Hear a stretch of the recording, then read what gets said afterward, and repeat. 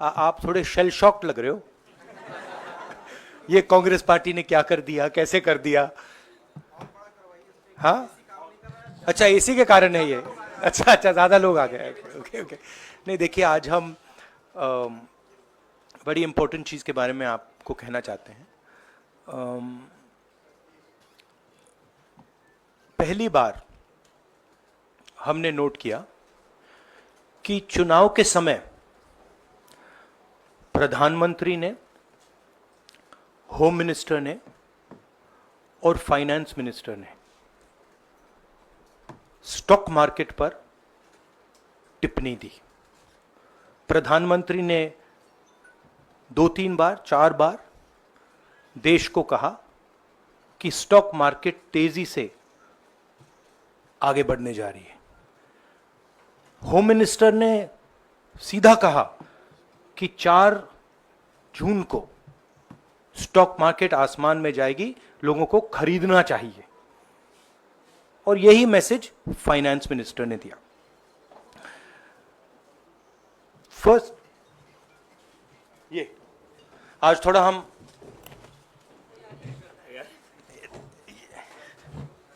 तो ये क्रोनोलॉजी है। अमित शाह कहते हैं बाय शेयर्स बिफोर 4 जून। 19 में नरेंद्र मोदी जी कहते हैं stock market will break records on June 4। फिर 28 मई को रिपीट करते हैं। 1 जून मीडिया झूठे एग्जिट पोल रिलीज करती है। बीजेपी का ऑफिशियल जो इंटरनल सर्वे था वो उनको 220 सीट दे रहा था। तो ये इंफॉर्मेशन बीजेपी के लीडर्स के पास था। इंटेलिजेंस एजेंसीज ने 200 और 220 के बीच में सरकार को बताया था कि उनकी सीट्स आ रही हैं। 3 जून को स्टॉक मार्केट सारे रिकॉर्ड तोड़ देता है और 4 जून को खटाक से स्टॉक मार्केट अंडरग्राउंड चला जाता है। अगला स्लाइड दिखाइए जरा। ये देखिए,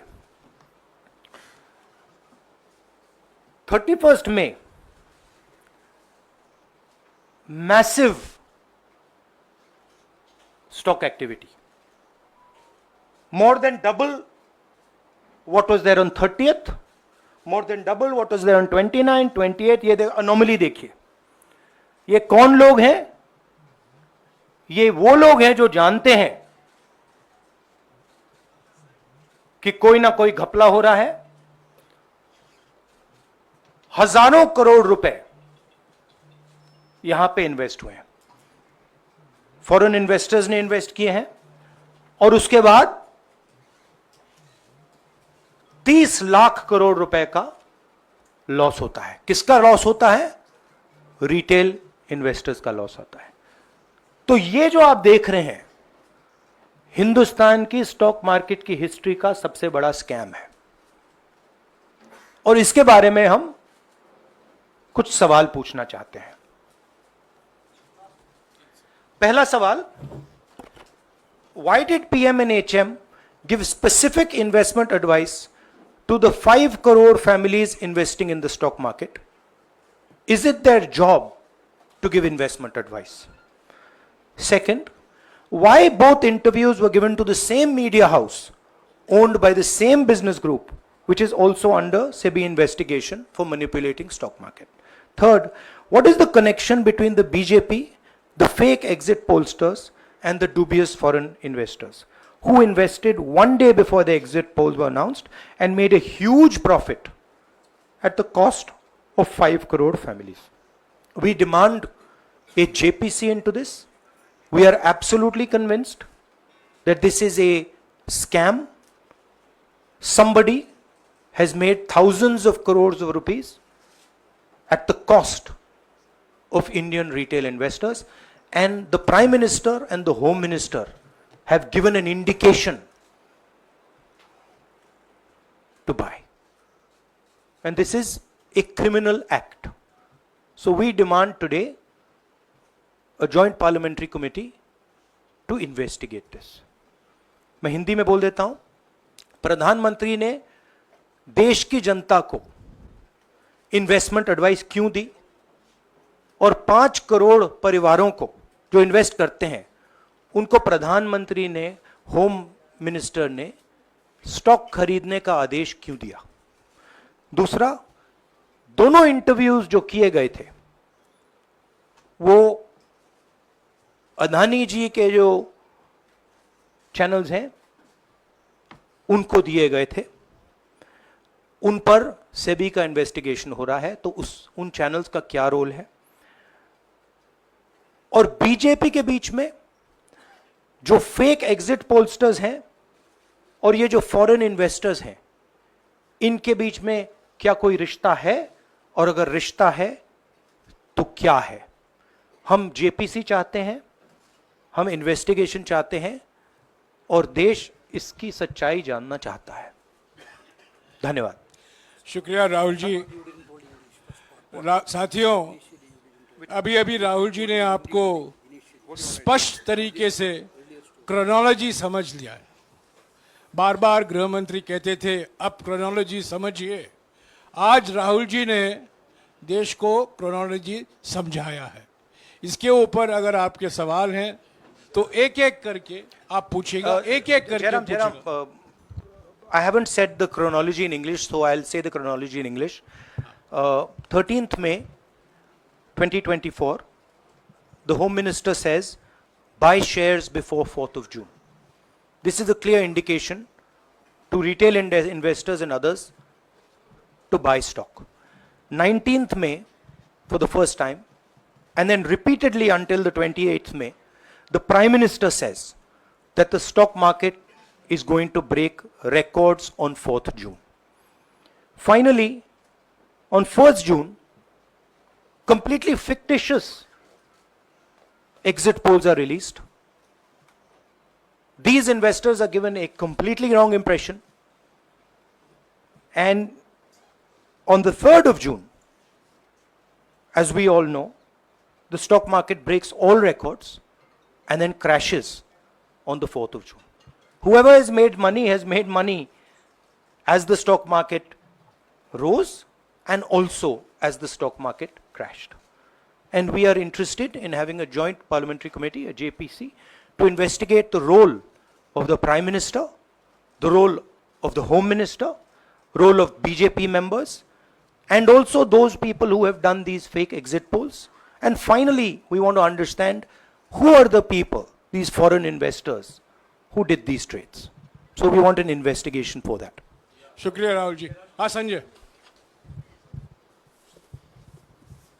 राहुल जी, इससे पहले भी आपने अदानी इशू पे जेपीसी पिछली लोकसभा में मांग की थी, तो क्या आप चाहेंगे कि ये इशू और हिंडनबर्ग इशू दोनों कंबाइन हो और दोनों की जांच हो? ये जो इशू है, this is a broader issue than just the Adani issue. It is connected to the Adani issue, but this is a much broader issue. This is directly the Prime Minister of India, Home Minister, who are privy to data on actual election results, who have IB reports, who have their own data, who are advising retail investors to buy stock on the 4th. This has never happened before. And by the way, the Prime Minister has never commented on stock market before this.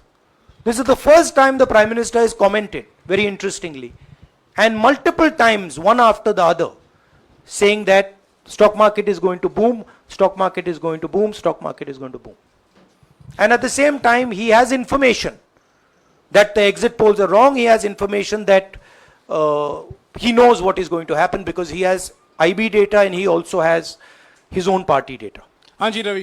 Rahul ji, मेरा सवाल यही है कि जी news ने भी ये सारी चीज बताई है जनता को कि कई चैनलों ने मिलकर ये सब चीज़ किया है, जिस तरह से एग्जिट पोल करके लोगों को गुमराह किया है, जिस तरह से शेयर बाजार में सारा कुछ हुआ है, जी न्यूज़ ने भी इस मामले को उठाया है और बताया है। और आपके कहने का सीधा अर्थ है कि अडानी को इसका फायदा उठाने के लिए किया गया है? नहीं, मेरा कहने का ये अर्थ है कि उसमें अदानी इन्वॉल्व हो सकता है, मगर ये अदानी से बहुत बड़ी चीज है। इसमें बीजेपी के सबसे बड़े नेताओं ने कहा है, रिटेल इन्वेस्टर्स को मैसेज दिया है कि आपको स्टॉक खरीदना चाहिए। उनके पास इंफॉर्मेशन थी कि एग्जिट पोल्स गलत हैं, उनके पास इंफॉर्मेशन थी कि बीजेपी को फुल मेजॉरिटी नहीं मिलने वाली है, और वो जानते थे 3 जून को और 4 जून को क्या होने वाला है। कितने का 30 लाख, कितना 30 लाख करोड़ का नुकसान हुआ है? कितने का 30 लाख करोड़ रुपए का नुकसान हुआ है और हजारों लाखों करोड़ रुपए का चुने हुए लोगों को फायदा हुआ है। और हम इंक्वायरी चाहते हैं प्रधानमंत्री पर, होम मिनिस्टर पर, जिन्होंने एग्जिट पोल किया उन पर, और ये जो फॉरेन इन्वेस्टर्स हैं उन पर। हाँ शेमिन,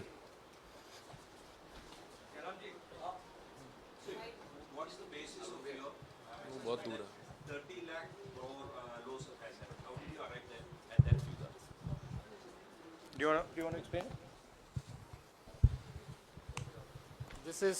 This is based on the value, market value of all the companies the day before the results came, and the market value of the stock market of all the companies at the end of the day on results.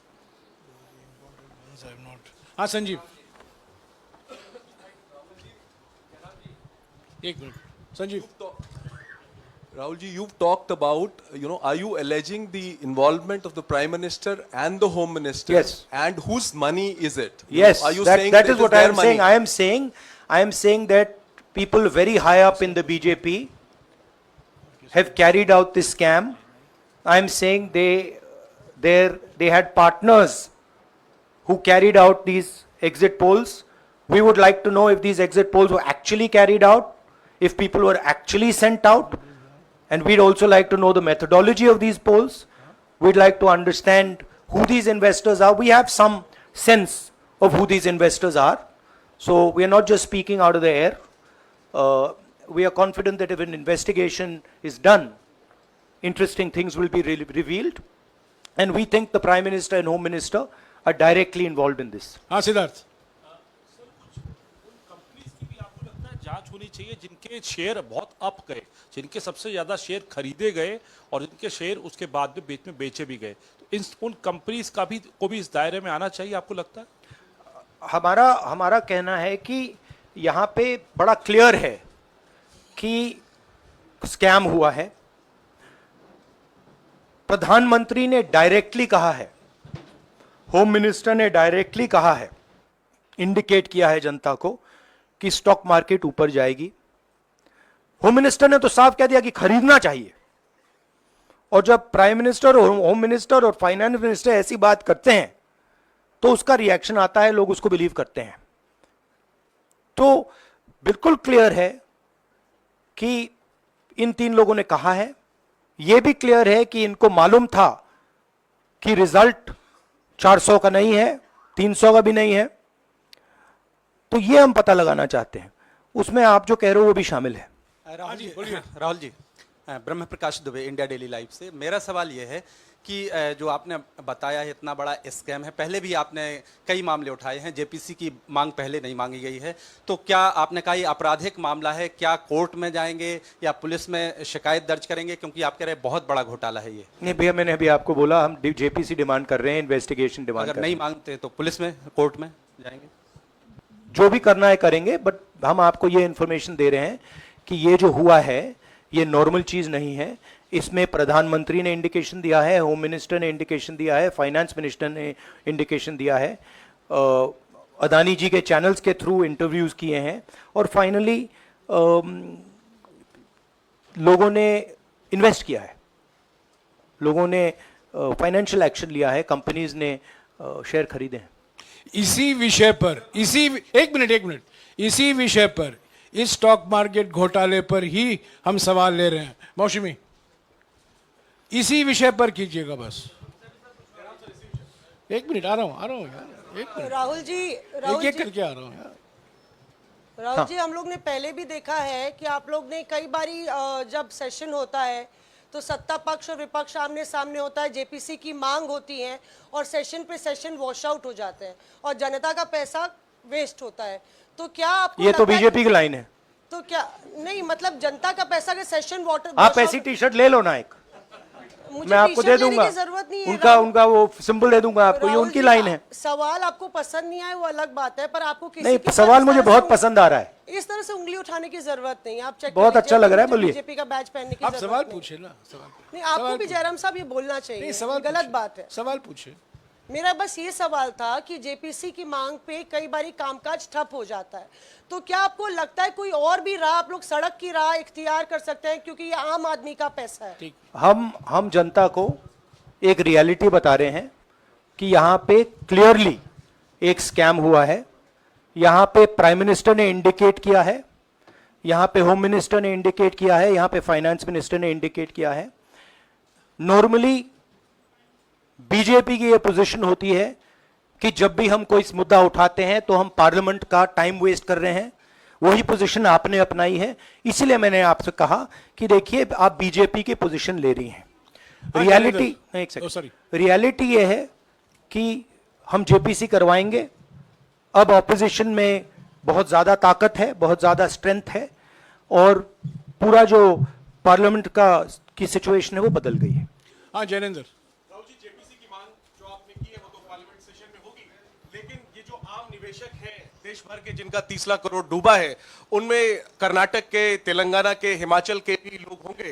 तीनों राज्यों में आपकी सरकार है, क्या राज्य की जो जांच एजेंसी है उसके जरिए आप जो उन राज्यों के निवेशकों का कम से कम पैसा डूबा है, ये जो आप पूरे नेक्सस की बात आप कर रहे हैं, गुमराह करने की बात कर रहे हैं, क्या वहां से कोई इसके बारे में कार्रवाई की हम उम्मीद कर सोचा सकते जा हैं? सकता है, सोचा जा सकता है, बट ऐसी चीज के लिए शायद जेपीसी सही औजार होगा। हाँ Ranjita, last question. Ranjita, okay, Mohit is asked, Ranjita यार आप पूछते रहे। मोहित चलो। आपको ऐसे सर मैं He's upset with me. Sir मैं मोहित आपने चमत्कार किया, पूछ लीजिए। सर मैं मोहित हूँ, न्यूज नेशन से। सर, नहीं जानता हूं। सर लगातार पिछले घोटालों में भी आपने जेपीसी की बात की थी, आपने हर जांच की बात की और ये एक बड़ा घोटाला सामने आया, इसमें भी आप जेपीसी की मांग कर रहे हैं। कितनी उम्मीद है कि लोग जेपीसी की ये लागू करेंगे? आपको क्या लगता है कि ये जेपीसी लागू करने वाले, अगर नहीं करेंगे फिर क्या करेंगे आप लोग?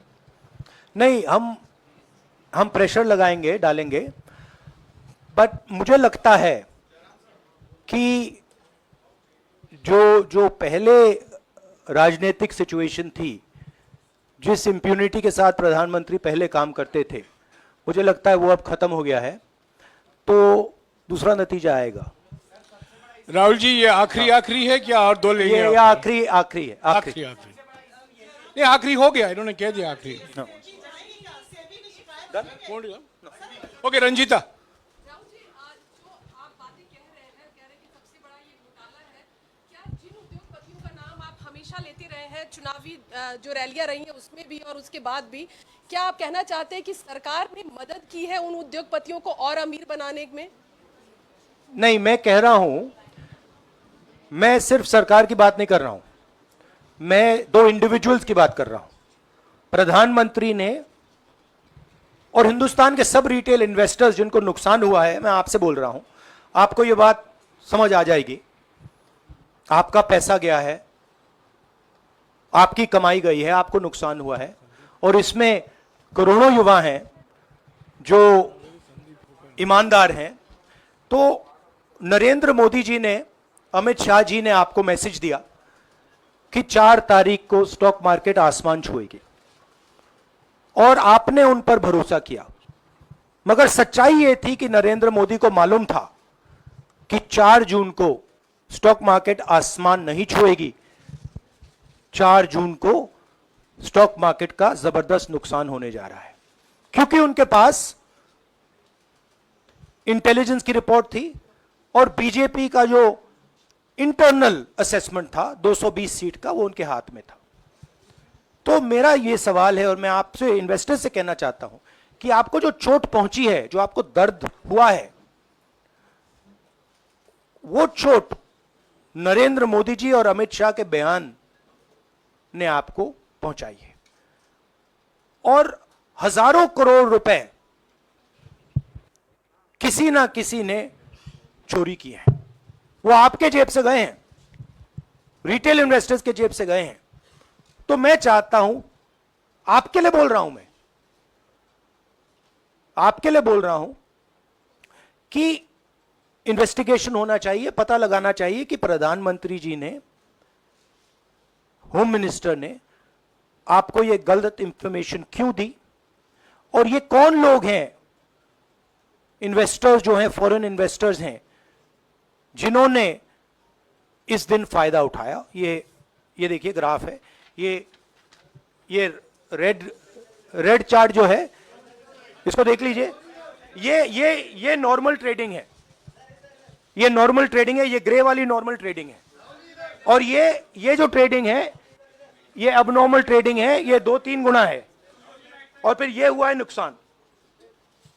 तो ये नरेंद्र मोदी जी और अमित शाह से मैं पूछ रहा हूं कि आप में इसमें आपका क्या रोल था, और रिटेल इन्वेस्टर्स के लिए पूछ रहा हूं, आपकी मदद के लिए, आपकी मदद करने के लिए पूछ रहा हूं, और इन्वेस्टिगेशन होगा तो आपके लिए होगा। धन्यवाद, शुक्रिया। Thank you.